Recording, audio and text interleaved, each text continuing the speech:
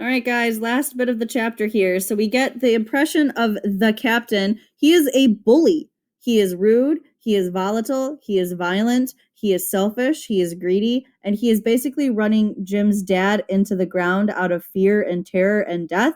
And he's eating all their food and drinking all their rum and eating like whatever and drinking whatever he wants and never paying them. Okay, he is bankrupting them. Okay, and he terrorizes everybody else in the city. He was only once crossed, and that was towards the end, when my poor father was far gone in the decline that took him off. So at this point, Jim's dad is dying. He is on his deathbed. Dr. Livesey, this guy is important, came late one afternoon to see the patient, took a bit of dinner from my mother, and went into the parlor to smoke a pipe until his horse should come down from the hamlet, for we had no stabling at the old Benbow. They did not have cars back then. Okay, so Dr. Livesey comes to do a doctor's call, okay, to Jim's dad, okay, and Jim's mother makes Dr. Livesey some dinner, and he's waiting for his Uber horse, basically.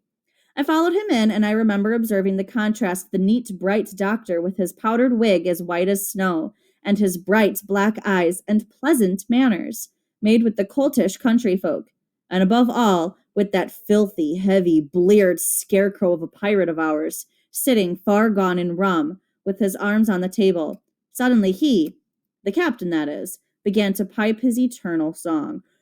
15 men on the dead man's chest, yo-ho-ho, and a bottle of rum, drink and the devil had done for the rest, yo-ho-ho, and a bottle of rum.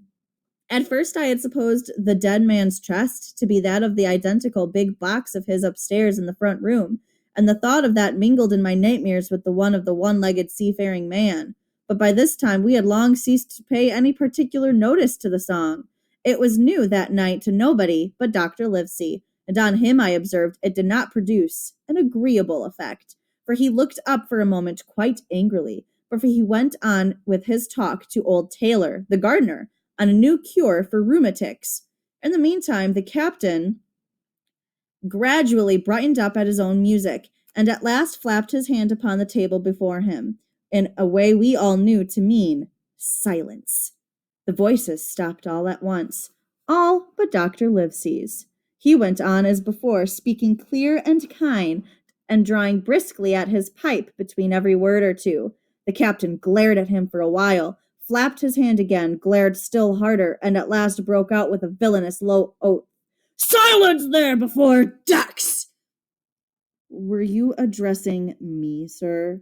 Says the doctor, and when the ruffian had told him with another oath that this was so, I have only one thing to say to you, sir, replies the doctor, that if you keep on drinking rum, the world will soon be quit of a very dirty scoundrel. The old fellow's fury was awful. He sprang to his feet, drew and opened a sailor's clasp knife, and balancing it open on the palm of his hand, threatened to pin the doctor to the wall. The doctor never so much as moved. He spoke to him as before, over his shoulder and in the same tone of voice, rather high, so that all in the room might hear, but perfectly calm and steady. If you do not put that knife this instant in your pocket, I promise, upon my honor, you shall hang. Then followed a battle of looks between them, but the captain soon knuckled under, put up his weapon, and resumed his seat, grumbling like a beaten dog. And now, sir, continued the doctor, since I now know there's such a fellow in my district, you may count I'll have an eye upon you day and night. I'm not a doctor only, I'm a magistrate, meaning a judge, and if I catch a breath of complaint against you, if it's only for a piece of incivility like tonight's, I'll take effectual means to have you hunted down and routed out of this. Let that suffice. Soon after, Dr. Livesey's horse came to the door, and he rode away, but the captain held peace that evening, and for many more evenings to come. So this guy is used to bullying everyone to getting his way, and the Dr. Livesey shows up, okay, completely professional, kind, etc.